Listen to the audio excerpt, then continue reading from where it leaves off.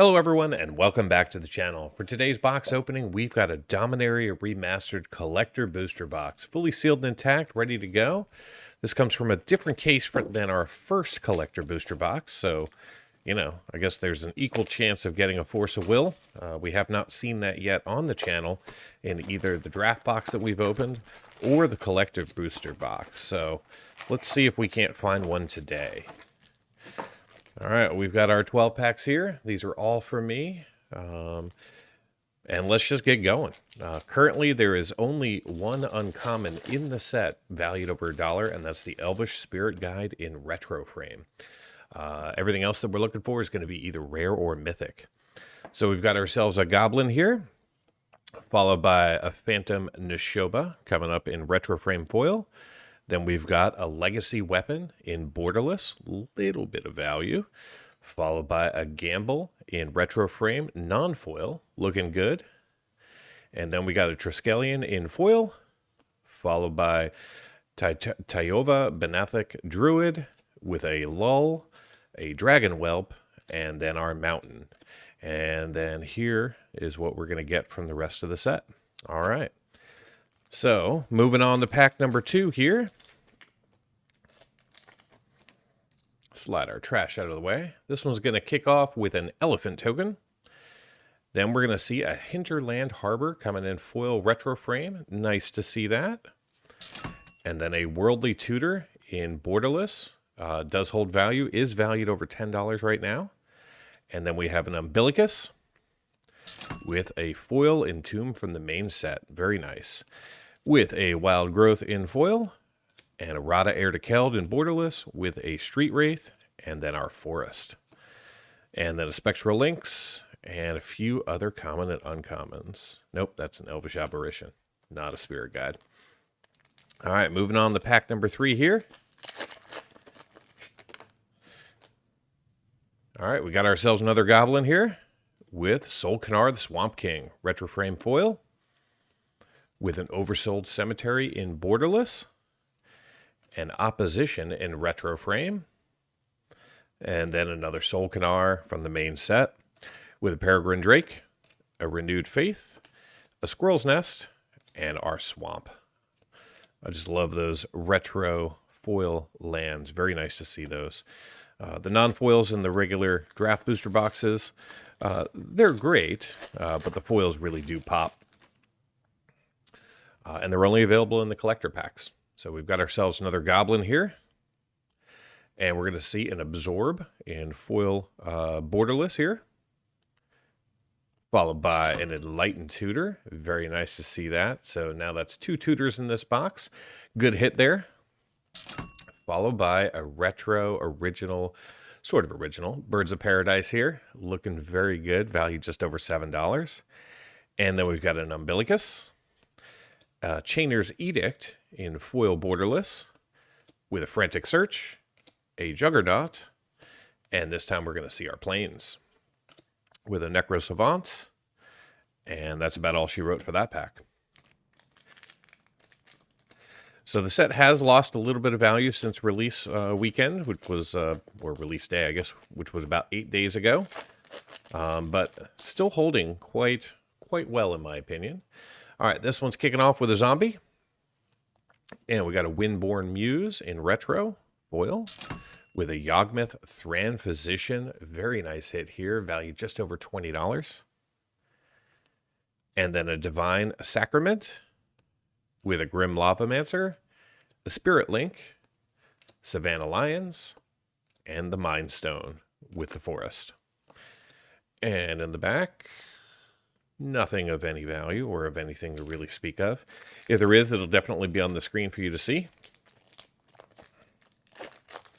So I've gotten a lot of comments that people said that this should have been a Magic 30 set as opposed to what they actually came out with.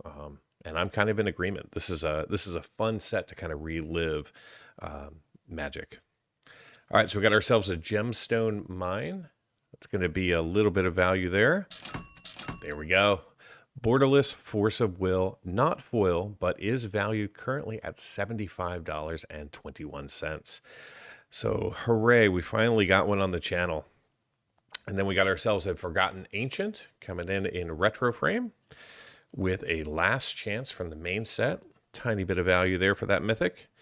And then a foil Terror with a Sarah Angel, an Empty the Warrens, and a retro Swamp with a Thran Golem. And there we go. So bear with me for 1 second. All right, here we go. So I wanted to put side by side the original Alliance's Force of Will to the brand new borderless, so that way you could see them side by side. I do have a few other cards that we can do side by sides on, but I figured that one was probably one you all might be interested in. All right, let's keep going.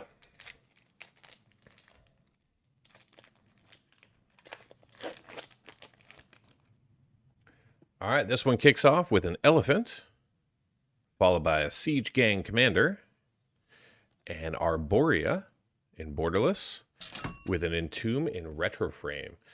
Seen a lot of Entombs in these boxes. And then we have a foil Hunting Grounds coming in from the main set, with a Chain Lightning, a Mystic Enforcer, and then we've got an Empty the Warrens and a Swamp with a High Tide. And there we go. All right, we got 5-6 packs left to go. Not a huge fan of pull tabs, as you all know. All right, we got ourselves an Insect here with a Mystical Tutor coming in. Very nice to see that in foil borderless. The Mystical Tutor valued just over $10. And then we do have the World Gorder Dragon, big old flyer out of red, mythic. And then a retro Hinterland Harbor with a Vexing Sphinx, a Renewed Faith, a Frantic Search, and a Tormod's Crypt with an island, with a Thieving Magpie, and that's about it in the back. And I do have an original 6th edition Mystical Tutor to kind of put side by side with that. So a little bit of old and new.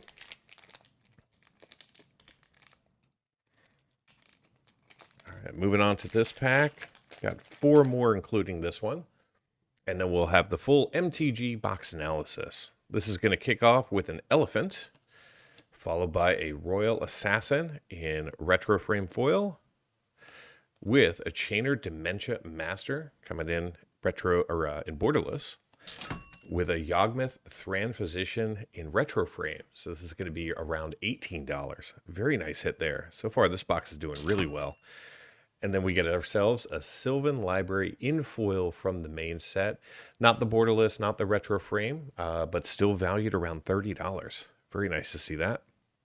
And then we get ourselves a Street Wraith with a retro Lull, another Street Wraith in retro, and then our Plains. And nope, no Elvish Spirit Guide back there. All right, 3 packs to go. We've already hit almost all the hits. Vampiric Tutor, I think, might be the last one that we're looking for. Fingers crossed. Got ourselves a Goblin here with a retro Gamble in foil. Another Mystical Tutor, this time in non-foil borderless.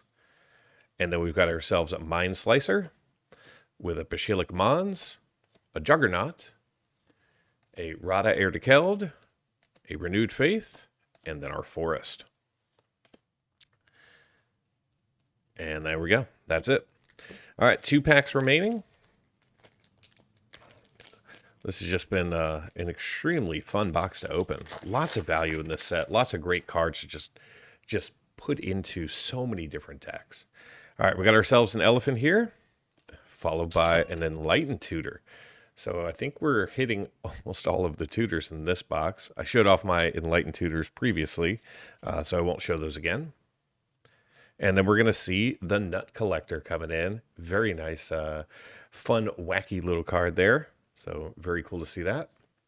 Then we get a Gemstone Mine, followed by a Body Snatcher, a Duress, a High Tide in Extended Art, or borderless, Chain Lightning, and then a Forest.